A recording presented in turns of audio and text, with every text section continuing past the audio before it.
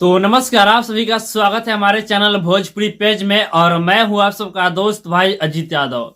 दोस्तों, प्रमोद प्रेमी यादव जी का एक गाना कल आ रहा है और बता दें ये जो गाना होगा बहुत ही बम ब्लास्ट गाना होगा। जो कि इस गाने का टाइटल से ऐसा लग रहा है कि ये जो गाना जब यूट्यूब पर रिलीज होगा तो पूरी तरह से यूट्यूब को हैंग कर देगा जी। दोस्तों, यहाँ देख सकते हैं कि गाने का पोस्टर को रिलीज कर दिया गया है और गाने का नाम दिया गया है केहू से छुआल नइखी जी। इस गाने को प्रमोद प्रेमी यादव जी गाए हैं और इस गाने को लिखे हैं यादव राज जी। और इस गाने में म्यूजिक है अभिराम पांडे जी का, जो कि इस गाना को कल ही के दिन रिलीज किया जा रहा है। कल है 11 तारीख और कल ही के दिन इस गाने को फुल वीडियो सॉन्ग के साथ में रिलीज किया जा रहा है। और आपको बता दें इस गाने को एक नए चैनल पर रिलीज किया जाएगा, जिस चैनल का नाम है पिंकी म्यूजिक वर्ल्ड चैनल।